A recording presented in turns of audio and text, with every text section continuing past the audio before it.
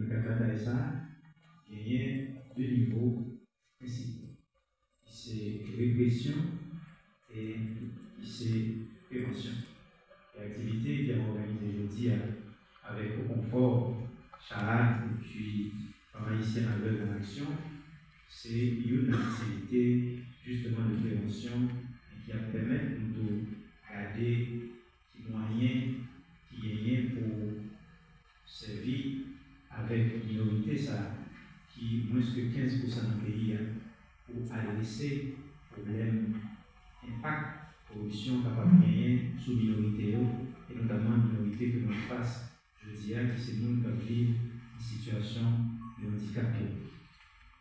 Dans le cadre de cette conférence débat autour des méfaits de la corruption sur la population handicapée d'Haïti.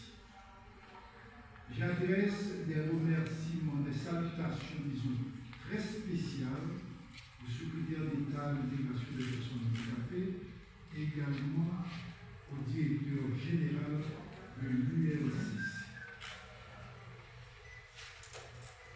Chers compatriotes, encore une fois, c'est avec un grand plaisir que nous fassons là pour parler directement. Malheureusement, je n'ai pas envie du tout, absolument pas, pour me prononcer un discours classique, un discours de type conventionnel. Je n'ai pas le cœur à souffrir. Ça m'a vraiment envie de faire matin, c'est déposer une plainte publique par devant la société haïtienne tout entière. Et plus précisément par devant la frange, disons, la partie saine de la société haïtienne. Mais immédiatement, ma pauvre parenthèse que je vais refermer tout de suite. De 2004 à nos jours, au niveau de l'ULCC, il y a 94 rapports d'enquête finalisés qui ont été soumis à la justice haïtienne, dont 49 sous l'administration de l'actuel directeur général, Maître Hans-Joseph. Ce que je pourrais appeler l'exercice pédagogique, pour nous montrer quel est l'apport du système des Nations Unies en matière d'inclusion du handicap, un petit peu partout à travers le monde et plus particulièrement.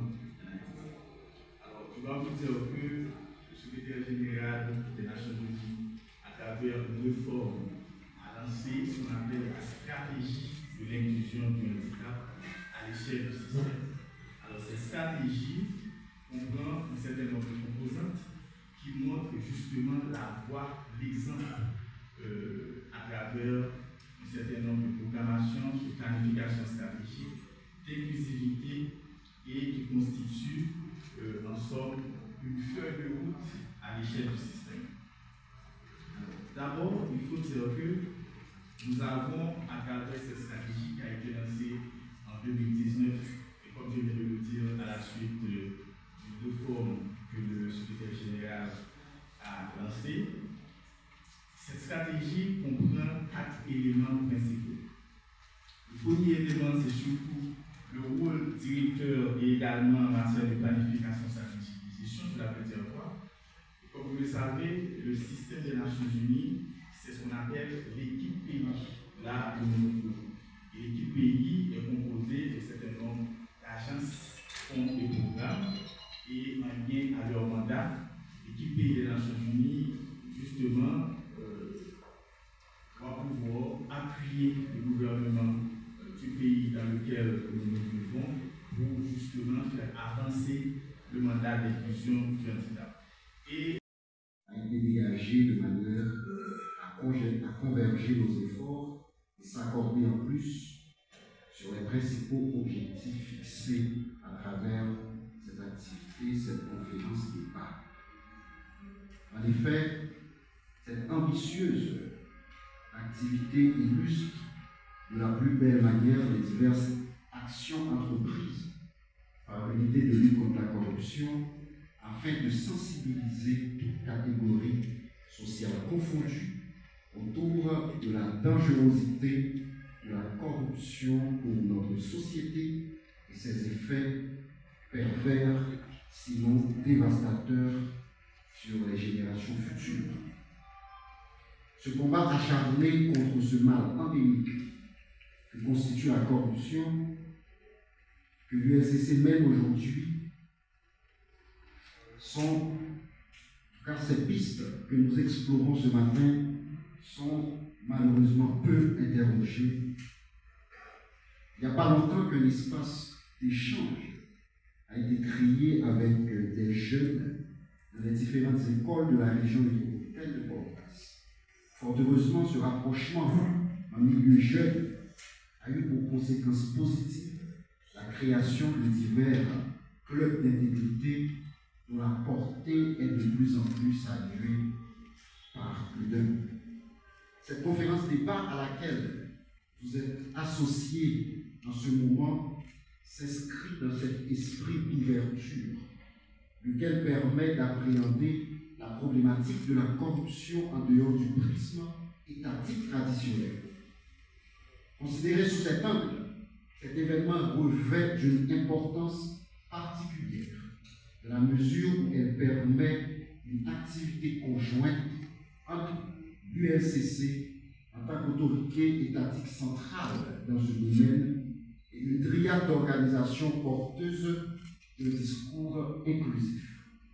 Par là, je comprends que ces acteurs de la société civile entendent renouveler leur engagement en tant qu'acteurs solidaires et acteurs du changement social.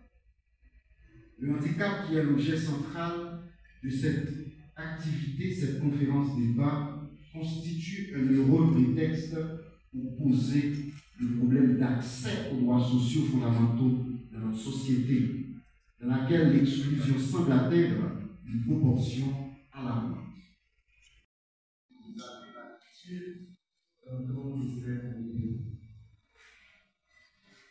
L'exayo après un propre,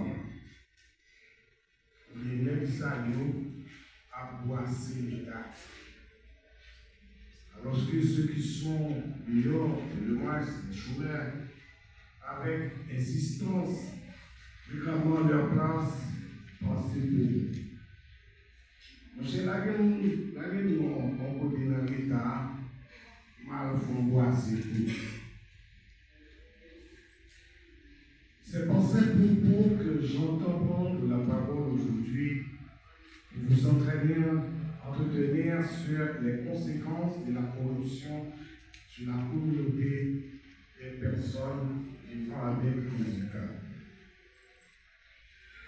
Mesdames, Messieurs, de tels propos semblent correspondre aux indices de perception de la corruption en Haïti qui atteignent environ 22% dans le secteur public.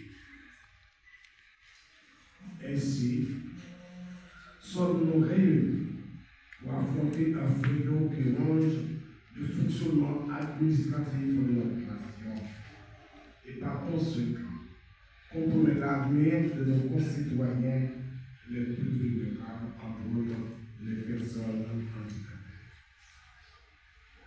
Nous parlons donc de la corruption, oui, ce fléau, lorsqu'il s'enracine dans nos systèmes, a des répercussions particulièrement dévastatrices sur la vie des personnes vulnérables et les personnes handicapées en particulier.